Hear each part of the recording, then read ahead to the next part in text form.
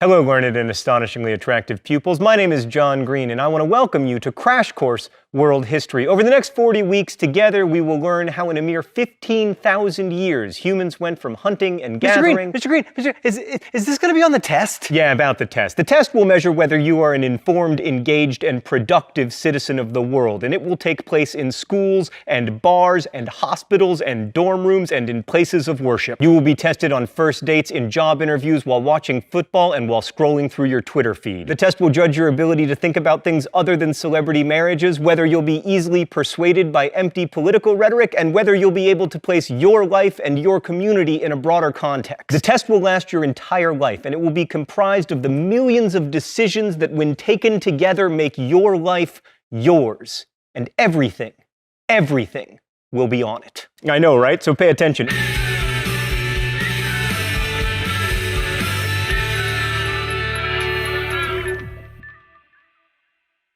In a mere 15,000 years, humans went from hunting and gathering to creating such improbabilities as the airplane, the internet, and the 99-cent double cheeseburger. It's an extraordinary journey, one that I will now symbolize by embarking upon a journey of my own. Over to camera 2. Hi there, camera 2. It's me, John Green. Let's start with that double cheeseburger. Oh, food photography. So this hot hunk of meat contains 490 calories. To get this cheeseburger, you have to feed, raise, and slaughter cows, then grind their meat, then freeze it and ship it to its destination. You also gotta grow some wheat and then process. Then you gotta milk some cows and turn their milk into cheese. And that's not even to mention the growing and pickling of cucumbers, or the sweetening of tomatoes, or the grinding of mustard seeds, etc. How in the sweet name of everything holy did we ever come to live in a world in which such a thing can even be created? And how is it possible that those 490 calories can be served to me for an amount of money that, if I make the minimum wage here in the US, I can earn in 11 minutes? And most importantly, should I be delighted or alarmed to live in this strange world of relative abundance? Well, to answer that question, we're not going to be able to look strictly at history because there isn't a written record about a lot of these things, but thanks to archaeology and paleobiology, we can look deep into the past. Let's go to the thought bubble. So 15,000 years ago, humans were foragers and hunters. Foraging meant gathering fruits, nuts, also wild grains and grasses. Hunting allowed for a more protein-rich diet, so long as you could find something with meat to kill. By far the best hunting gig in the prehistoric world, incidentally, was fishing, which is one of the reasons that if you look at the history of people populating the planet, we tended to run for the shore and then stay there. Marine life was A, abundant, and B, relatively unlikely to eat you. While we tend to think that the lives of foragers were nasty, brutish, and short, fossil evidence suggests that they actually had it pretty good. Their bones and teeth are healthier than those of agriculturalists, and anthropologists who've studied the remaining forager peoples have noted that they actually spend a lot fewer hours working than the rest of us, and they spend more time on art, music, and storytelling. It's worth noting that cultivation of crops seems to have arisen independently over the course of millennia in a number of places, from Africa to China to the Americas, using crops that naturally grew nearby: rice in Southeast Asia, maize in Mexico, potatoes in the Andes, wheat in the Fertile Crescent, yams in West Africa. People around the world began to abandon their foraging for agriculture. And since so many communities made this choice independently, it must have been a good choice, right? Thanks, Thought Bubble. All right, to answer that question, let's take a look at the advantages and disadvantages of agriculture. Advantage: controllable food supply. You might have droughts or floods, but if you're growing the crops and breeding them to be hardier, you have a better chance of not starving. Disadvantage: in order to keep feeding people as the population grows, you have to radically change the environment of the planet. Advantage: especially if you grow grain, you can create a food surplus, which makes cities possible, and also the specialization of labor. Like in the days before agriculture, everybody's job was foraging, and it took about 1,000 calories of work to create 1,000 calories of food. And it was impossible to create large population centers. But if you have a surplus, agriculture can support people not directly involved in the production of food. Like, for instance, tradespeople who can devote their lives to better farming equipment, which in turn makes it easier to produce more food more efficiently, which in time makes it possible for a corporation to turn a profit on this 99-cent double cheeseburger. This is delicious, by the way. It's actually terrible, and it's very cold, and I wish that I had not eaten it. I mean, can we just compare what I was promised to what I was delivered?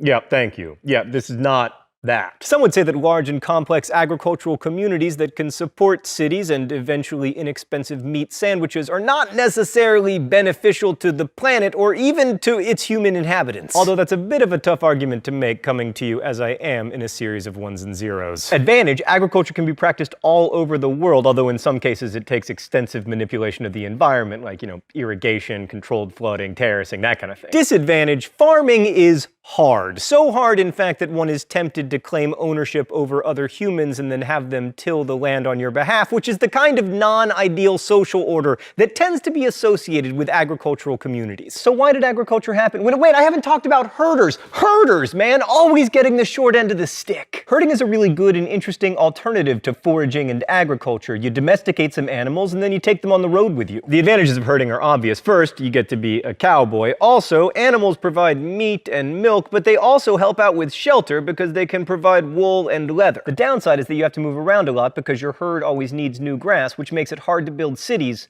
unless you are the Mongols.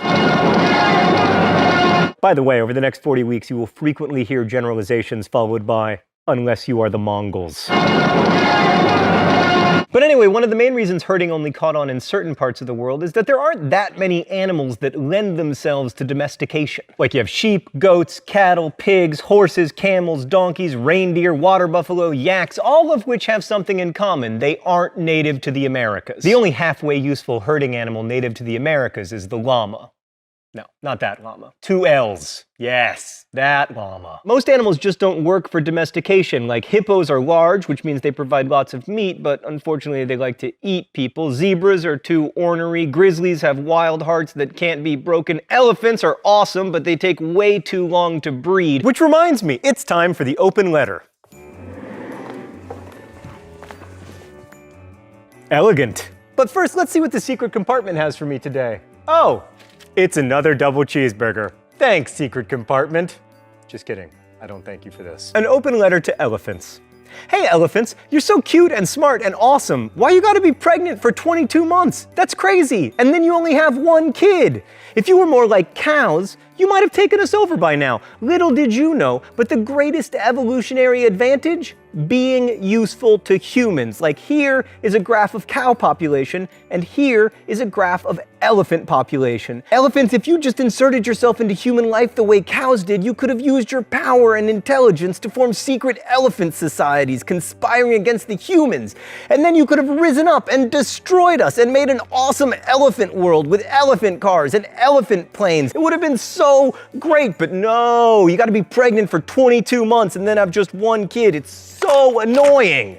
Best wishes, John Green. Right, but back to the agricultural revolution and why it occurred. Historians don't know for sure, of course, because there are no written records, but they love to make guesses. Maybe population pressure necessitated agriculture even though it was more work, or abundance gave people leisure to experiment with domestication, or planting originated as a fertility right, or, as some historians have argued, people needed to domesticate grains in order to produce more alcohol. Charles Darwin, like most 19th century scientists, believed agriculture was an accident, saying, "A wild and unusually good variety of native plant might attract the attention of some wise old savage." Off topic, but you will note in the coming weeks that the definition of savage tends to be not me. Maybe the best theory is that there wasn't really an agricultural revolution at all, but that agriculture came out of an evolutionary desire to eat more. Like early hunter-gatherers knew that seeds germinate when planted, and when you find something that makes food, you want to do more of it. Unless it's just food, then you want to do less of it. I kind of want to spit it out. Oop. Oh, that's much better. So early farmers would find the most accessible forms of wheat and plant them and experiment with them, not because they were trying to start an agricultural revolution, because they were like, you know what would be awesome? More food. Like on this topic, we have evidence that more than 13,000 years ago, humans in southern Greece were domesticating snails. In the Frankfurt cave, there's a huge pile of snail shells. Most of them are larger than current snails, suggesting that the people who ate them were selectively breeding them to be bigger and more nutritious. Snails make excellent domesticated food sources, by the way, because A, surprisingly caloric, B, they're easy to carry since they come with their own suitcases, and C, to imprison them, you just have to scratch a ditch around their living quarters. That's not really a revolution, that's just people trying to increase available calories. But one non-revolution leads to another, and pretty soon you have this, as far as the eye can see. Many historians also argue that without agriculture we wouldn't have all the bad things that come with complex civilizations like patriarchy, inequality, war, and unfortunately famine. And as far as the planet is concerned, agriculture has been a big loser. Without it, humans never would have changed the environment so much, building dams and clearing forests, and more recently drilling for oil that we can turn into fertilizer. Many people made the choice for agriculture independently, but does that mean it was the right choice? Maybe so and maybe not, but regardless, we can't unmake that choice. And that's one of the reasons I think it's so important to study history. History reminds us that revolutions are not events so much as they're processes, that for tens of thousands of years, people have been making decisions that irrevocably shaped the world that we live in today. Just as today we're making subtle, irrevocable decisions that people of the future will remember as revolutions. Next week, we're gonna journey to the Indus River Valley. Whoa, it's very fragile, our globe. Like the real globe. We're going to travel to the Indus River Valley. I'll see you then. Crash Course is produced and directed by Stan Muller. Our script supervisor is Danica Johnson. The show is written by my high school history teacher Raoul Meyer and myself, and our graphics team is Thought Bubble. If you want to guess at the phrase of the week, you can do so in comments. You can also suggest future phrases of the week. And if you have a question about today's video, please leave it in comments where our team of semi-professional quasi-historians will aim to answer it. Thanks for watching, and as we say in my hometown, don't forget to be awesome.